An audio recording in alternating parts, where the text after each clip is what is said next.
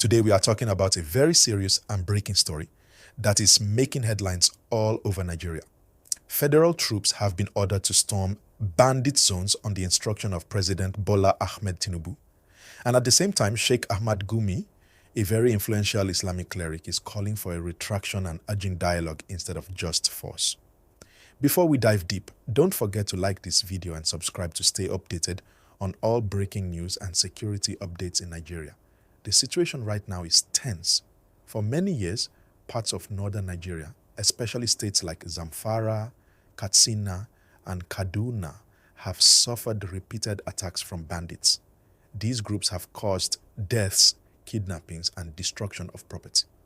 The government has tried various approaches to stop them, sometimes negotiating, sometimes using security forces. Now, President Tinubu has taken a strong stance, ordering troops to move directly into these bandit-controlled areas to restore peace and security. This move is not just symbolic. The federal government wants to show that they are serious about ending insecurity in the northwest and other affected regions.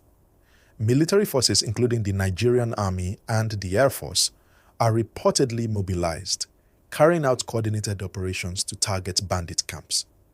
This shows a shift from reactive to proactive strategies.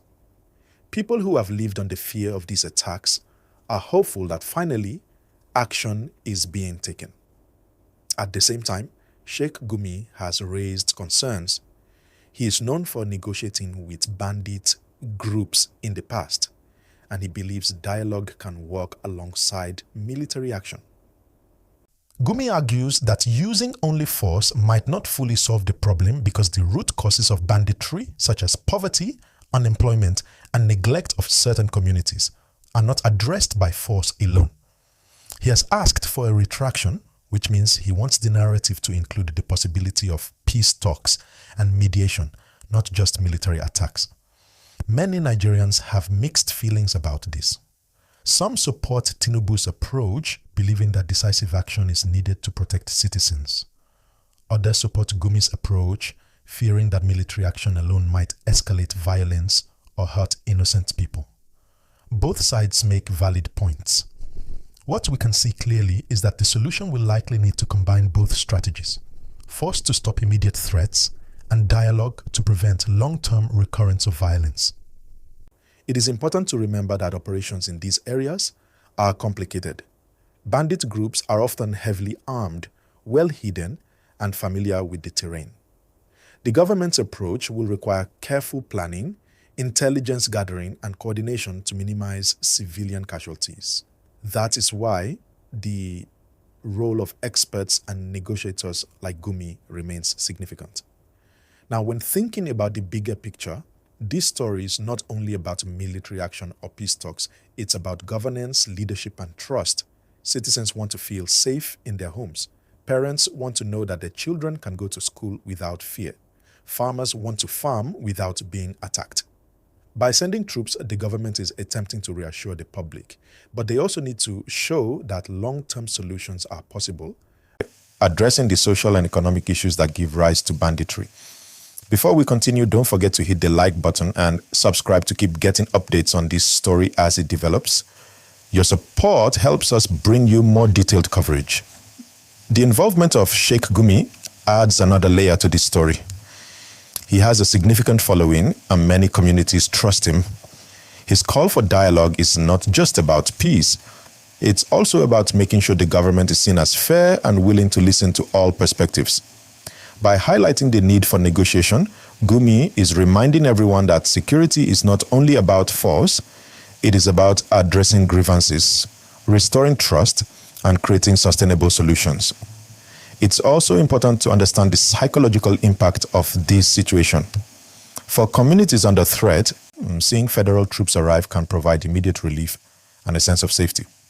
But at the same time, if operations are not carefully managed, they could lead to fear, displacement, or resentment if civilians are caught in crossfire. This is why communication, coordination, and accountability are key in these military actions. The current move by Tinubu could also have political implications. A successful operation may strengthen his administration's credibility and show leadership that prioritizes the safety of citizens. On the other hand, any mistakes could attract criticism. This is why observers are closely watching both the government's military operations and Sheikh Gumi's negotiation efforts. It is natural for citizens to ask which approach is better, military action or negotiation. The truth is that neither approach alone is enough. Military force is essential for immediate safety, but it cannot address the underlying causes of banditry. Dialogue, negotiation, and investment in communities are essential to prevent future cycles of violence. Sustainable peace requires a mix of both. I want to remind everyone again to like this video and subscribe. Stay with us because we will continue breaking down developments in real time and explain exactly what these operations mean for communities in Nigeria. At this stage, the story is evolving. Reports indicate that military operations are ongoing in several bandit-prone areas. Local communities are reacting with mixed emotions, some relieved, some worried about potential disruptions. The government has assured citizens that every effort will be made to protect innocent lives during these operations. Sheikh Gumi, meanwhile, continues to stress that dialogue should not be ignored. He is not against security measures, but believes that peace talks can complement the military strategy, especially in areas where negotiation has been possible in the past. As we follow this story, it is crucial to understand the larger context.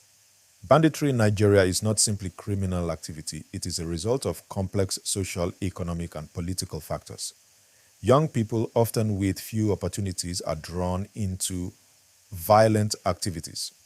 Neglect of rural communities has created environments where bandits can operate with relative impunity. By combining military efforts with dialogue, the government can create a long-term strategy that addresses both immediate threats and the conditions that allow banditry to continue.